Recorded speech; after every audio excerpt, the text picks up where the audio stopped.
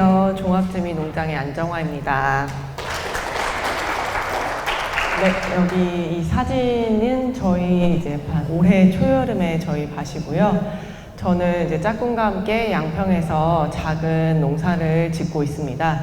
저희는 이제 올해가 6년 차고요. 사실 오늘 이 자리에 오면서 조금 긴장을 많이 했어요. 저희가 막 농사를 엄청 전문적으로 공부해서 시작한 사람들은 아니었기에 무슨 얘기를 드릴 수 있을까 이런 고민들을 하다가 일단은 이제 마인드풀 가정수 대표님께 저희 그냥 농사 어떻게 짓는지 소개 정도는 할 수 있습니다. 이렇게 말씀을 드렸었는데요. 저희는 둘이서 이제 자금농을 꿈꾸며 자연과 함께하는 농사를 배우고 있습니다. 여전히 배우고 있는 중이고요. 좌충우돌하며 깨지기도 하고 깨닫기도 하고 이런 시간들을 지금 계속 보내고 있습니다. 자금농을 꿈꾼다는 얘기는 이제 판매를 위한 대량의 농사가 아니라 일단 저희가 먹는 것을 기반으로 하는 다양한 농사를 짓고 있다라는 얘기고요. 요거는 이제 초봄에 마늘밭 풍경이에요. 마늘이 너무 파랗게 예쁘게 올라왔죠. 그 옆에 있는 나뭇잎 같은 것들은 마늘이 심어지기 전에 이 밭에 자라오던 동부입니다. 그래서 동부를 따서 이제 알맹이는 저희가 먹고 나머지 줄기와 잎사귀들은 잘게 잘라서 그 밭에 다시 덮어줍니다. 그래서 이런 작물 잔여물들이 밭을 덮어주고 그로 인해서 이제 겨우내 마늘이 겨울의 추위를 견딜 그 이불이 되어준 것이죠. 요거는 아마 봄 무렵인 것 같은데요. 요건 토종 넓은 적상추고요. 잎채소가 자라는 밭의 풍경도 아까와 크게 다르진 않습니다. 작물 주변에 있는 풀을 베어서 그 자리에 덮어주고 작물들은 이제 풀과 함께 밭에서 자라게 되는 풍경들이죠. 지금 이 사진은 그래도 그나마 좀 잘 보이는 편인데요. 다른 사진들은 약간 눈을 이렇게 가늘게 뜨시고 작물들을 찾아봐야 보이실 수 있을 수도 있어요.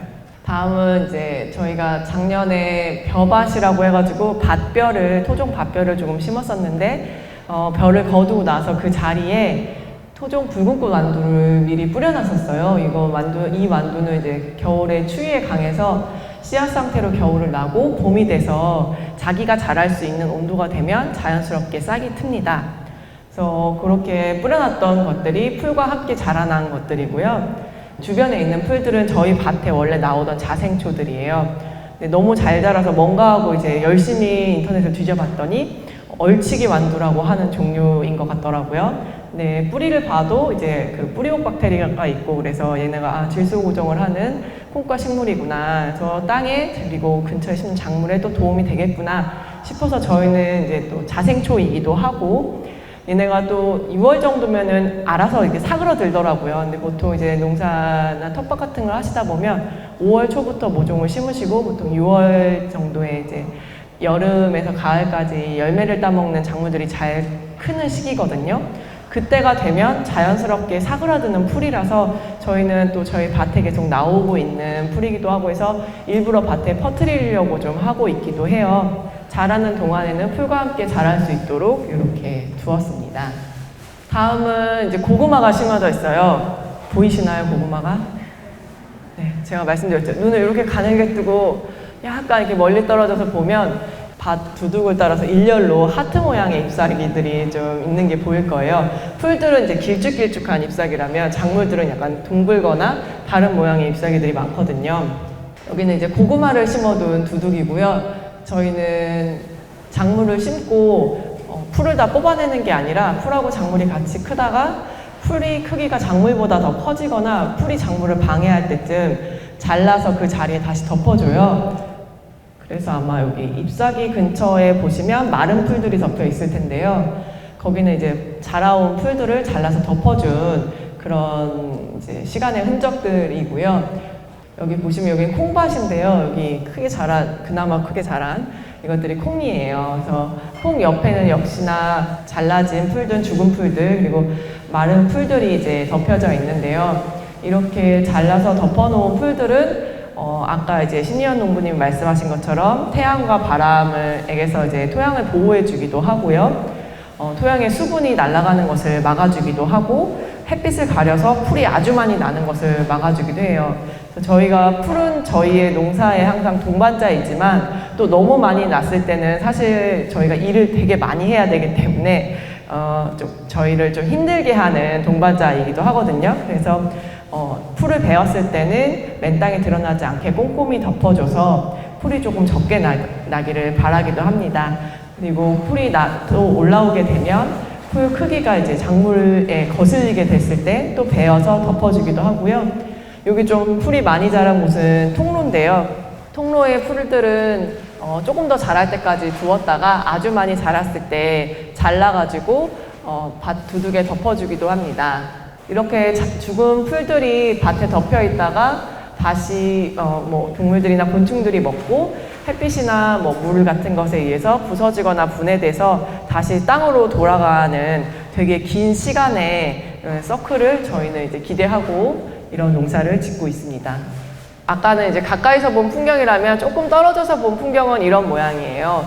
저희는 그렇게 크지 않은 밭을 저희 둘이서 기계 대신에 손을 이용해서 거의 농사 일을 하고 있는 중이거든요. 그래서 그리고 보통 이제 어떤 농사 지으세요? 그러면 이제 어떤 뭐 고구마를 농사를 짓습니다. 뭐 딸기 농사를 짓습니다. 뭐 이런 작물들을 많이들 얘기하시는데 저희는 이제 그런 하나의 작물이 아니라 제철에 나오는 다양한 작물들을 매달에 나가는 꾸러미와 농부시장을 통해 직거래를 하고 있기 때문에 굉장히 다양한 종류의 작물들을 한꺼번에 심고 가꾸고 있어요.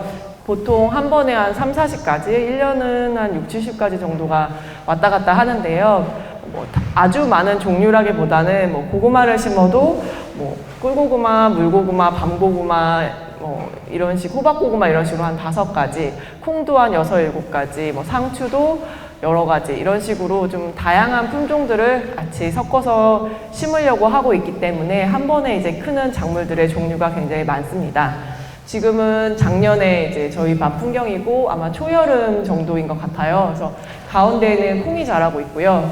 왼쪽 앞쪽에는 이제 저희가 키우는 상추들이 꽃대를 올리고 있어요. 저희는 이제 토종 상추를 주로 이제 심고 있는데 씨앗을 받기 위해서 꽃대가 올라가고 꽃이 피고 꽃이 질 때까지 두었다가 씨앗을 받곤 합니다. 그 약간 뒤쪽에는 아직 꽃대가 올라가지 않은 다른 상추들이 있고요.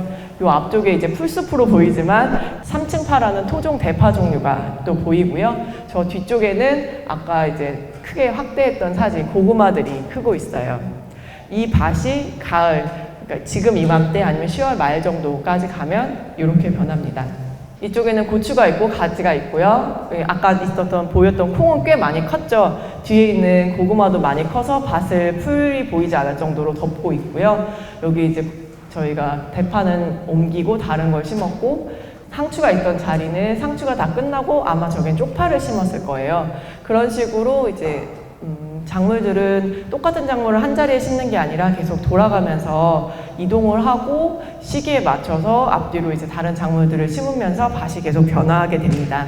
이렇게 농사를 짓다가 겨울이 되면 수확을 할 건 다 수확을 하고 밭이 좀 비게 돼요. 그렇게 되면 뭔가 아무것도 없는 것 같고 황량한 느낌이 들기도 하거든요. 지금 이제 녹색의 작물들이 없으니까 뭔가 텅 빈 쓸쓸한 느낌이 드는 것 같은데요. 저도 처음에 이제 내려가서 농사를 지으면서 그 생각을 했었어요. 겨울에는 밭에 아무것도 없어. 물론 저희 이제 마늘과 양파 같은 월동작물을 심기는 합니다만 뭔가 항상 녹색으로 가득 차 있던 밭에 녹색이 거의 보이지 않으니까 뭔가 아무것도 없는 것 같고 겨울에는 뭔가 밭에 생명이 없는 것 같고 황량한 것 같고 그런 느낌이 들었는데 문득 정말 가까이 들여다봤더니 아무리 추운 겨울에도 땅에 바싹 붙어서 작은 풀들이 자라고 있더라고요. 사람이 느끼기에 뭔가 아무것도 없는 것 같아 라고 했을 때도 그런 추운 겨울에도 그 땅에는 계속 많은 생명들이 자라고 있고 많은 것들을 품어주고 있었다는 거를 사실 한 4년, 5년 돼서나 진짜 눈으로 마음으로 알게 됐던 것 같아요. 저희가 이제 자연과 함께하는 농사라고 거창하게 얘기했지만 사실 이제 매일매일의 일상은 이런 식이에요. 그래서 쪼그리고 앉아서 고개를 숙이고 풀을 베서 두둑에 덮어줍니다. 친구들이 놀러 오거나 뭐 우퍼들이라고 저희 이제 자원봉사자분들이 오기도 하는데 와도 이제 거의 같은 일이에요. 막 모기에 뜯기면서 풀을 베서 그 자리에 덮어주는 일들을 계속 합니다. 여기는 이제 저희가 벼를 작년에 심었던 데인데 벼도 이제 크지는 않아요. 저희가 나중에 언젠가 논을 빌리게 되면 심어보고 싶어서 토종별을 조금씩 심어서 종자용으로 이제 계속 이제 심고 가꾸고 있는데요. 여기도 이제 손으로 베서 모아서 손으로 털어서 이제 탈곡을 하고요. 작년에 처음으로 저희가 키운 벼를 이제 아는 농부님께 부탁해서 도정을 해서 맛본 적이 있었는데 굉장히 기분이 묘하더라고요. 그 밭 농사랑은 또 다른 뭔가 이 벼를 키우는 거는 또 다른 느낌이 또 있기도 하고요. 그래서 자연과 함께하는 농사라는 거를 이제 화면으로 사진으로 일단은 조금 보여드렸는데요. 어떻게 보셨는지 모르겠어요. 근데 이렇게 농사 얘기를 할 때 사실 그 아까 신현 농부님 얘기를 들으면서 약간 뭉클했던 게 즐거움이라던가 다양성이라던가 이런 얘기를 하는 분들이 그렇게 많지는 않으셔서 사실 그런 얘기를 꺼낼 때마다 소심해지긴 하거든요. 너무 작은 규모의 지금 6년 차밖에 안 된 젊은 농부가 뭘 안다고 이런 얘기를 해도 되는 걸까? 막 이런 고민들을 항상 많이 하게 되는데 이제 농부님께서 그 100여 가지의 나무들과 이런 것들이 함께 있는 밭에 들어갈 때 되게 아름다움을 느끼고 즐거움을 느끼신다고 얘기하시는 거를 들으면서 좀 안심이 되고 되게 뭔가 그 마음이 되게 따뜻해졌어요. 저희도 일은 힘들지만 볼 때 너무 행복한 마음이 들 때가 있어요. 진짜 이 푸름, 더 너무너무 서로 다른 푸름들이 한 밭에 가득한 것들을 볼 때 느껴지는 뭔가 아름다움, 즐거움, 그리고 쭈그리고 앉아서 풀을 벨 때는 등이 너무 아프지만 그러다가 이제 문득 하늘을 올려다 봤을 때 너무너무 아름다운 그 하늘의 색깔과 바람 이런 것들을 느꼈을 때 진짜 나는 너무 행복한 사람이구나 이런 마음이 들 때가 있거든요.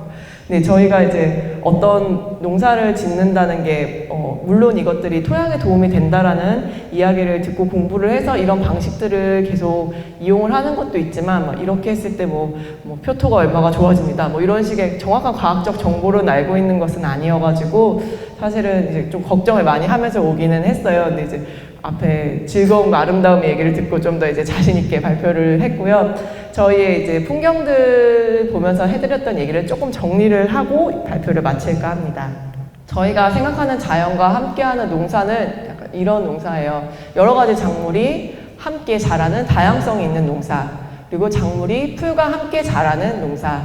풀과 작물에 먹지 않는 부분은 다시 땅으로 돌려주고 그래서 땅은 항상 풀로 덮여 있어요. 자라고 있는 풀은 태양빛을 붙잡아서 유기물을 만들어내고 죽은 풀들은 그의 흐름에 따라서 다시 땅으로 돌아갑니다.